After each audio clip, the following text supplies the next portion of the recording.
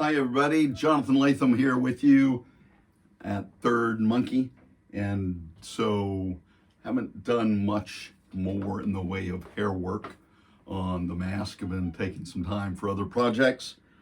And man, my glasses are filthy. Just taking a little break from this project and coming back to it. A lot of thinking going on in the meantime. Cleaning up around the shop, reorganizing, things like that. So,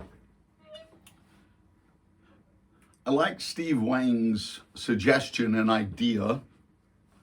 Thank you, Steve Wang, about coating the open cell foam with spray adhesive in a spider web pattern, and then painting on top of that to give it a more smooth surface. But since this video series is all about making things with stuff you have around your house, I did not go that route. Now, I started applying hair, and the more I looked at this, the more the texture of the overall face and ears ate into my need to try to perfect that and make it look more realistic. So years ago, I worked with a group of people just as hobbyists and people that had common interest. And one of the things that we did then was we would put, yes, I'm going to say it, we would put toilet paper, latex on top of the foam to give it a skin-like appearance. It was a really inexpensive way to do that and to have a skin-like appearance with something with little to no cost and just the latex that you're already using for the project.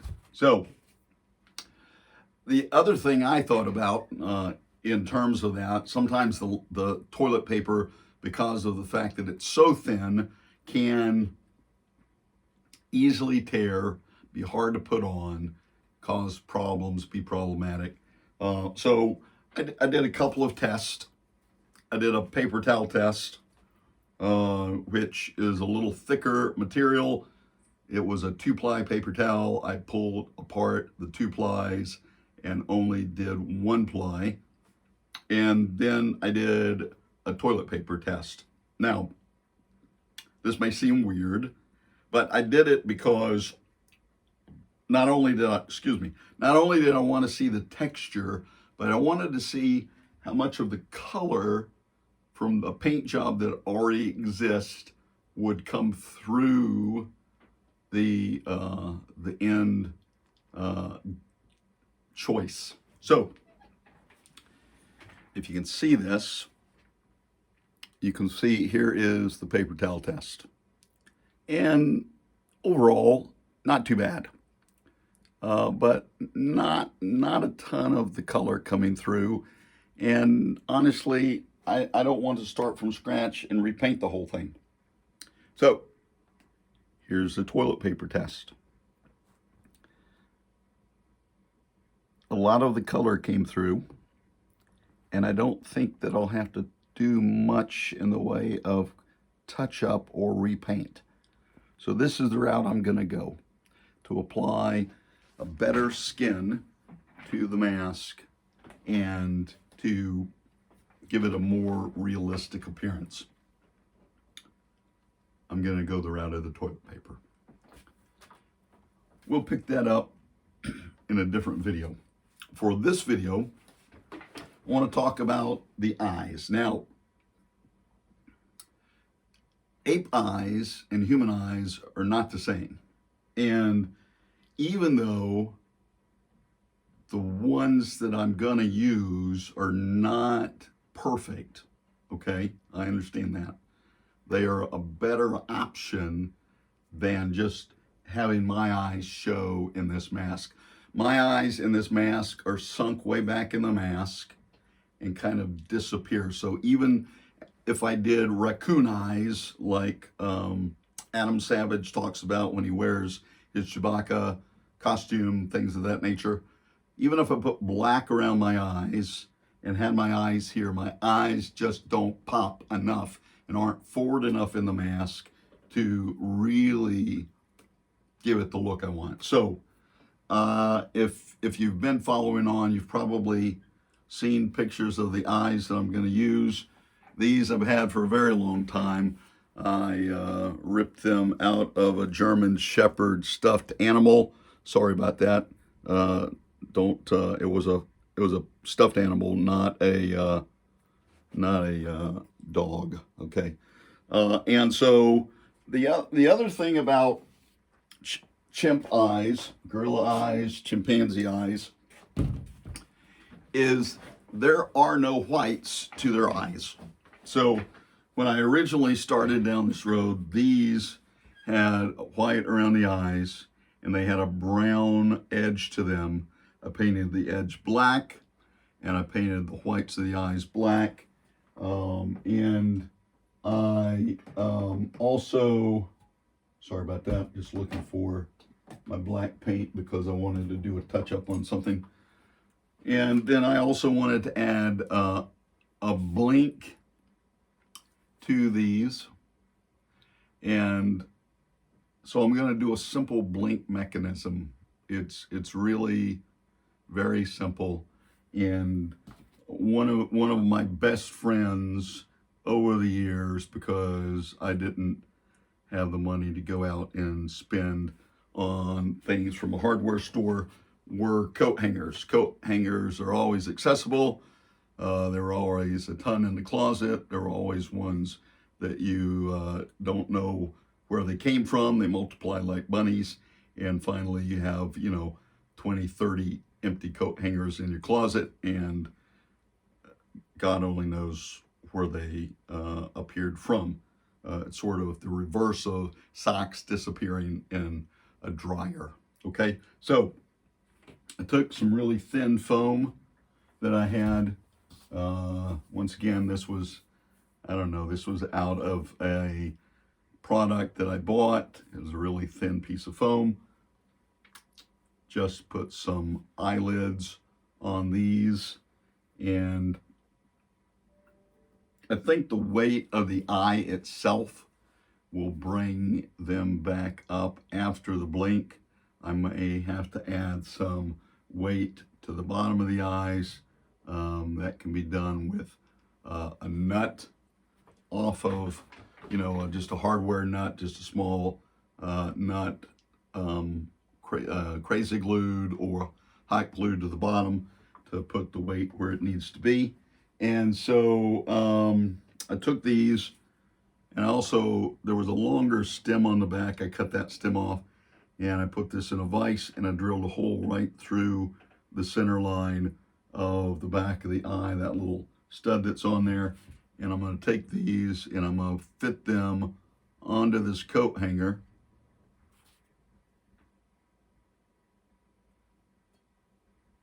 I'm going to measure where they need to be. Okay.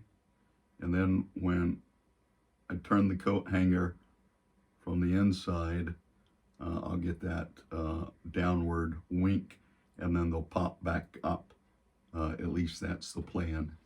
And it's a little unconventional, but I'm going to make a device so that the coat hanger will have a protruding little piece on the end, which will have a piece hanging down from that loop, and the blink will be done simply by pushing this little device up with your tongue inside the mouth to make the blink happen.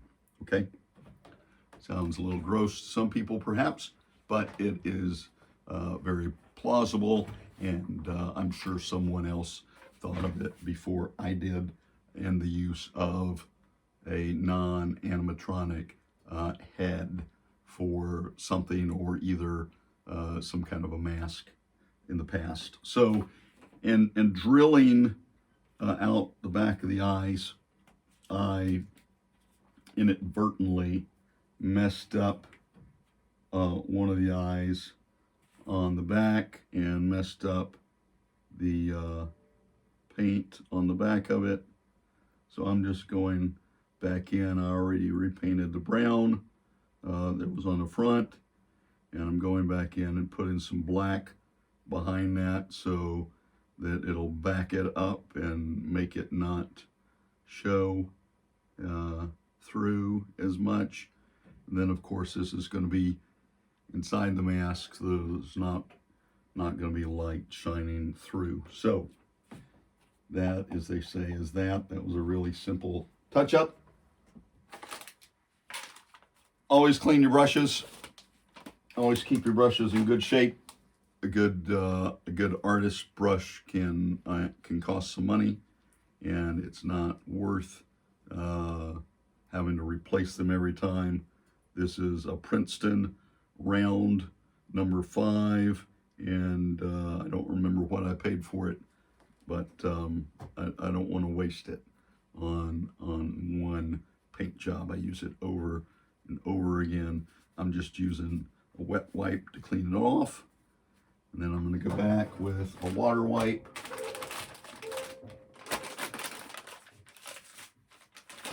I did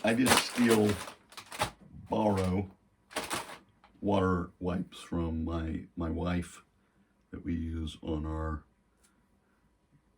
little boy, and so anyways,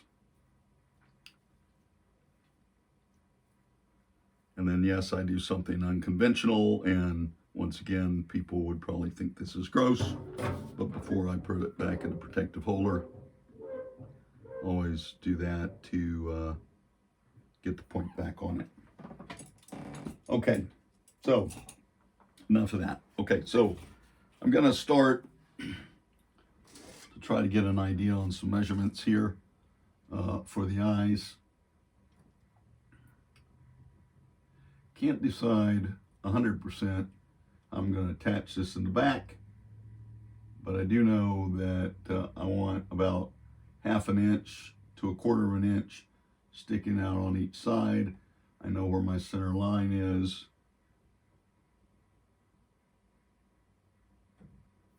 And I'm going to take, and I'm just going to bend up this coat hanger to make the piece that I want for the other piece to connect to and then hang down. Coat hangers are your friend.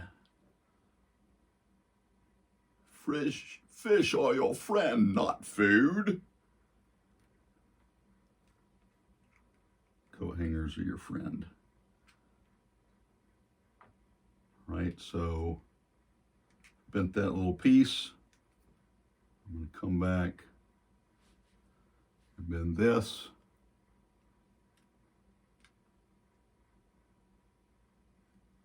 It's not quite where I want it to be. I want to be in line with the previous bend. That's a little more like it. Then I'm just going to line it up here again. I can always cut off end pieces if I need to.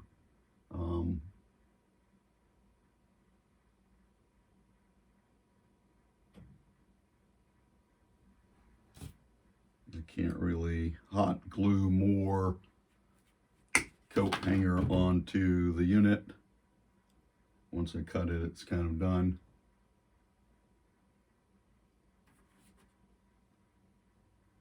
Do not have a ruler tattooed on my arm, but I can use my finger. And I see that this one side is a little bit longer, so I'm going to adjust that slightly. You know, I'm wearing glasses, but you know, if you're doing something like this and you're cutting metal or anything of that nature, it's always a good idea to wear some kind of eye protection. It only takes one time to get a little sliver of metal in your eye, and that can be damaging to your eye and costly. at the doctor's office. So, yep, that's the safety briefing for today. So I'm just going to take this leftover piece of coat hanger and I'm going to bend just a small loop in the tip because I want that to rest into here like this. If you can see that. And then I'm going to bend it shut. I have a love-hate relationship with this chair. The bottom piece for my feet keeps spinning out of the way, and also the chair rolls way too much. And as you saw in the video the other day, I almost put my keister right on the floor by the chair sliding out from under me. So that is just a little bit too tight. I need to open it up a little. Want it to move really easily and not get caught up. So once I put this in place and I know where I need the little lever, I'm just going to cut off a little more than I think I'm going to need. And then I'll bend the other device into it later, or put something at the end of that that's going to be soft and not rough against the tongue. Now,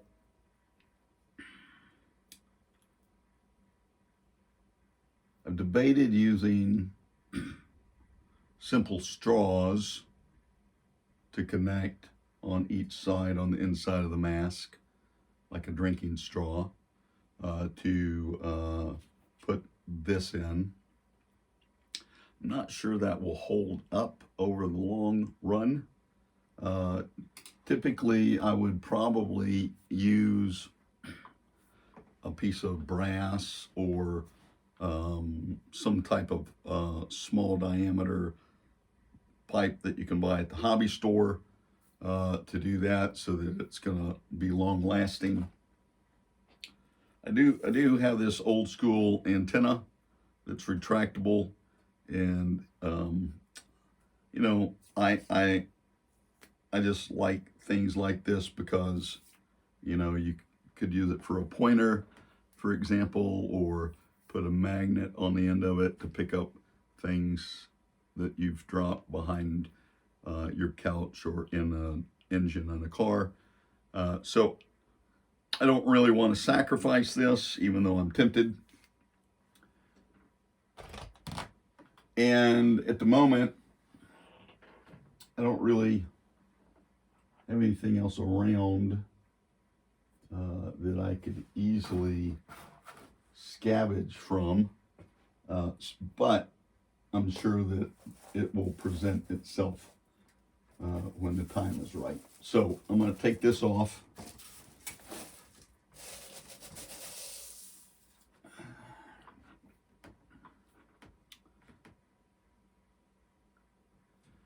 A big thank you to Steve Neal, who I'm a big fan of, who liked this mask on one of the groups that I'm a part of on Facebook. Yes, I know Facebook is outdated, and you know, you get way too many ads and all those things. I'm probably going to get censored for saying that. But at the end of the day, it's a great way to stay in touch with friends and family. And, you know, yeah, they have way too much information on me and probably sell it to make money and line their own pockets. But, you know, I get to reunite with, you know, friends and family and share life events with people that I normally wouldn't be able to. So, anyways, that's the do's and the don'ts and my thoughts on Facebook. So I'm just going to take this device, I'm going to put it in here, see how it fits. I can see that it's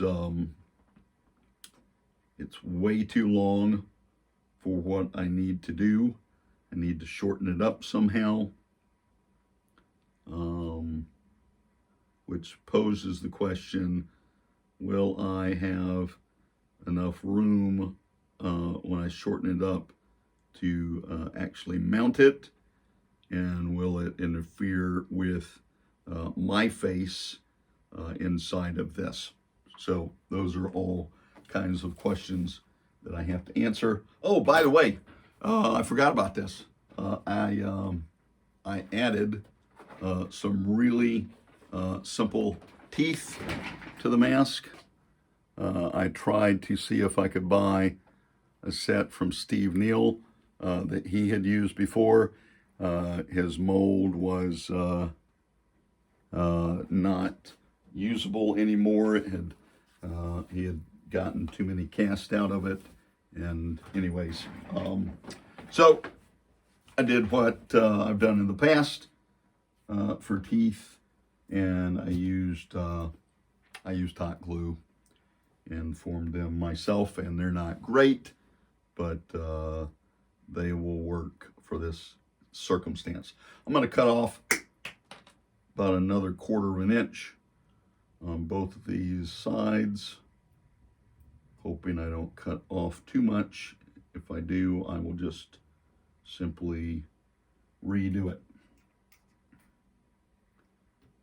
Sometimes trial and error is the best teacher. I know experience is something that can't be taught. It has to be learned, and sometimes those types of things are learned the hard way, like when you either put too much water in plaster, or you don't put enough water in plaster, or you do something like start to mold your mask, and in the molding process you mess up 40 plus hours of sculpting, and you feel like a big doofus. But guess what? Next time, you're not going to do the same thing. You're going to learn from that and be the better for it. So I'm just going to test fit this in here again.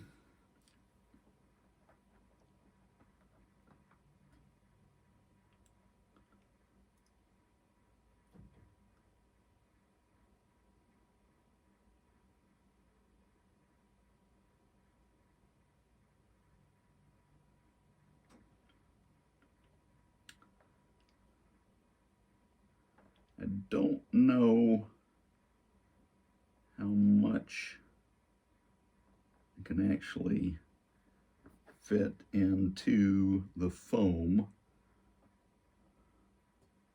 before I come out the other side, and that's my quandary.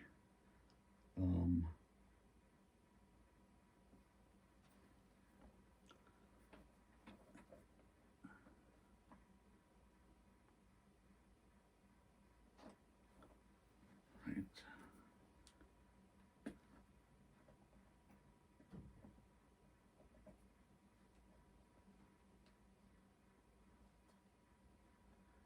So that's in. Needs to come up some though. It's too low in the field of vision. So, all right. Let's put it up a little higher.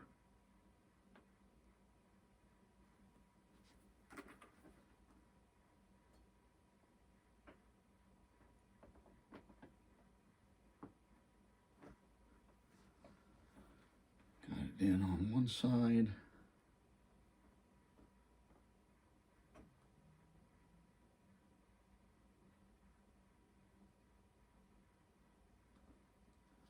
Got it in on the other side.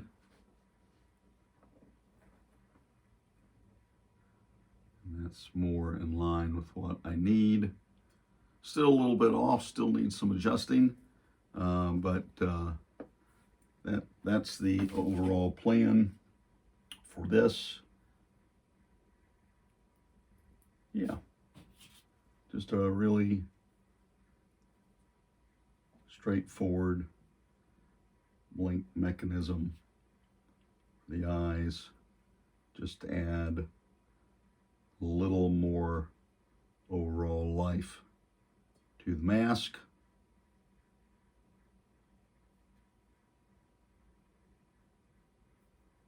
And when we get it in, we'll be able to make this guy do a blink.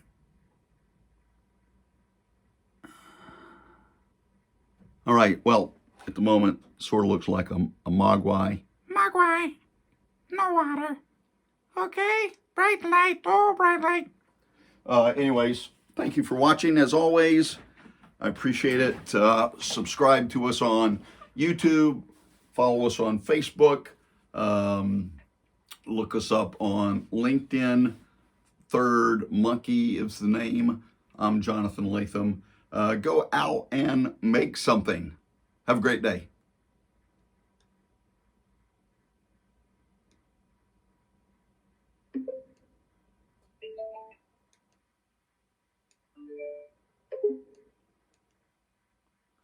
Okay, so my clicker's not working. All right.